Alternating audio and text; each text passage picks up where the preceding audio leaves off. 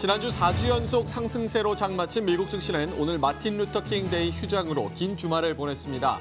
이번 주 무역 협상 진행 상황에 관망세가 퍼져 있고 IBM, 인텔, 스타벅스 등의 실적도 주목됩니다.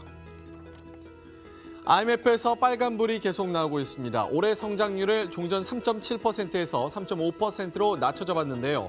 라가르드 총재는 경기 침체가 임박했다는 뜻은 아니지만 세계 경제의 급격한 하강 리스크가 증가했다고 우려를 나타냈습니다. 오늘까지 메이 총리는 브렉시트 플랜 B를 들고 와야 했는데요. 썩 시원해 보이진 않습니다. 야당과 계속해서 대화를 나누고 구체적으로 EU와 협상에서 의회에 더 큰 발언권을 부여하겠다고 설명했습니다.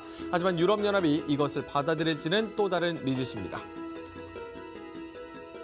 오늘 국제유가 브렌트유는 0.17% 올라 62달러 68센트를 기록했습니다. 산유국들이 생산량 감축 계획에 합의했음에도 불구하고 중국 GDP 성장률이 28년 내 최저치로 나오면서 상승 동력이 크게 떨어졌습니다.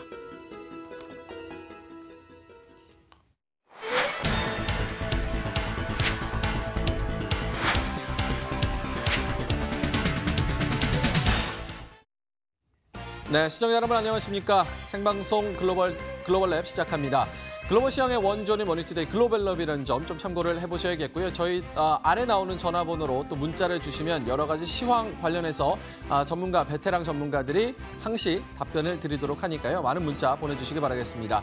또 인터넷에서 머니투데이 글로벌랩을 검색을 하셔도 다양하고 유익한 컨텐츠를 많이 만나보실 수가 있고요. 또 네이버 초록창에서 MTN 글로벌랩을 검색하시면 저희 홈페이지가 개설됐으니까 홈페이지에도 많은 접속을 해주시면 감사하겠습니다.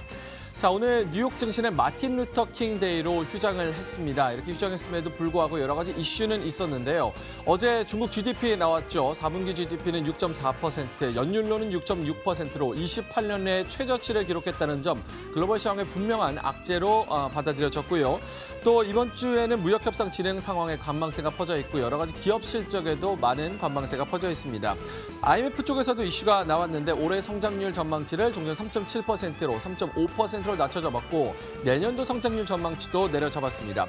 여기에 라가르드 총재가 정부 정책의 필요성이 더 중요해졌다라는 코멘트를 하면서 이 부분도 또 기대감을 키우는 모습, 또 악재로도 자리 잡는 모습 어떻게 해석해야 될지 갑론을박이 오고 가고 있습니다. 자, 미국을 제외한 글로벌 시황, 다른 여타 증권들은 어떻게 마감이 됐는지 증시 상황 알아보도록 하겠습니다. 시황센터 연결합니다.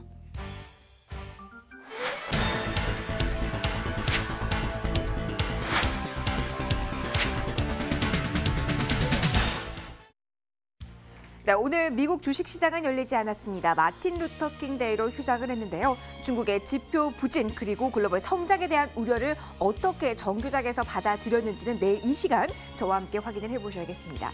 힌트를 좀 찾아본다면 미국 선물에서 볼 수가 있겠습니다. 오늘 새벽에 움직임 나온 미국 선물 쪽에서는 3대 지수가 모두 하락하는 움직임을 보였는데요. 0.5% 미만으로 그 하락률 자체는 크진 않았습니다. 이런 점들 참고를 해보시고요. 자, 이제 정규장의 움직임을 하나씩 살펴보도록 하겠습니다. 유럽으로 가시죠. 자, 유럽 주식시장 보시는 것처럼 주요국 증시 전반적으로 부진한 모습이 우세했습니다. 범유럽 지수가 0.31%, 독일과 프랑스 증시도 하락이었고요. 독일 증시 주요국 가운데 가장 크게 흔들림 나오는데 0.62% 마이너스 기록을 했습니다. 아무래도 중국의 지표 부진 영향력이 가장 컸습니다. 그러나 이 지표 부진을 바라보는 시선이 유럽, 아시아 각각 달랐다는 부분은 체크를 해보셔야겠는데요. 자, 어제 일단 나온 수치부터 살펴보시면 중국의 지난해 경제 성장률은 6.6%를 기록하면서 28년 만에 최저치를 기록했습니다. 중국의 성장 둔화, 글로벌 경기 둔화로 이어질 수 있다라는 그 우려감이 상당히 유럽 시장에서는 컸습니다. 여기에다가 IMF 쪽에서의 성장률 전망도 시장의 부담으로 작용할 수밖에 없는 상황이었는데요. 올해 세계 경제 성장률 전망치를 이전 대비 0.2%포인트 하향 조정했습니다. 이런 뉴스가 우선 반영했다는 점 확인해 주셔야겠고요. 영국은 강박권에서 소폭의 상승률을 기록하긴 했지만 계속해서 브렉시트 관련한 잡음 이어지고 있습니다. 이날 정규장에는 메이 총리의 플랜 B를 기다리면서 거래 마감이 됐는데요. 일단 장 마감 후에 플랜 B는 공개가 됐습니다. 하지만 앞서 나온 플랜 A와 크게 다를 점이 없다. 이러한 의회의 비판을 받고 있고요. 계속해서 정치적 혼란은 이어지고 있는 상황이라는 점도 전달해 드리겠습니다. 유럽 상황 짧게 확인해 보셨고요. 이제 아시아로 가보시죠.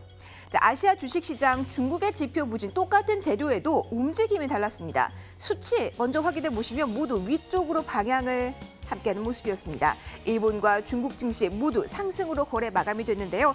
특히 일본 주식시장과 같은 경우는 BDI 지수 상승으로 인해서 해운주가 강했고요. 수출주 전반적으로 강하게 오르는 모습이 포착이 됐습니다.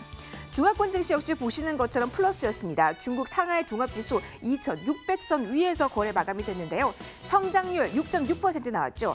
자, 여기 반응은 이랬습니다. 예상했던 결과다. 6.6 괜찮다. 이제 우리가 기대할 것은 정부 측에서의 강력한 부양책이다. 그러니까 지표 자체보다도 앞으로 있을 부양책에 대한 기대감 속에 투자 심리가 자극됐다. 이렇게 보시면 되는데요. 홍콩 항생지수 역시 동반 상승 0.39% 플러스 기록했습니다. 동남아시아로 가보죠. 오늘 좀 이슈가 동남아시아 시장에서 꽤 많았습니다. 자, 먼저 인도 증시는 0.53% 오르면서 5거래일 연속 상승 마감했습니다. 대형 IT주의 실적이 좋았다는 점이 전반적인 투심을 자극했다. 이렇게 보시면 되겠고요. 그러나 인도 내에서 에너지주의 흐름은 약했습니다. 그리고 동남아시아 주식시장 가운데 베트남 증시가 1% 가까이 오르면서 가장 탄력 좋은 하루를 보냈습니다. 금융주와 함께 부동산주의 강세 눈에 띄었다는 점 특징적으로 볼 수가 있겠습니다.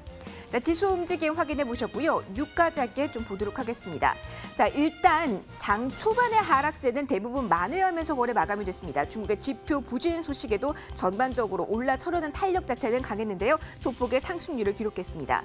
그리고 비철금속 시세에서 주의 깊게 보셔야 될 부분은 어제 중국의 지표가 나온 이후에 구리 가격이 아래쪽으로 뚝 떨어졌다는 부분까지 좀 참고를 해보시면 좋겠습니다. 자, 오늘 시황 움직임은 여기까지 전달해 드리겠습니다.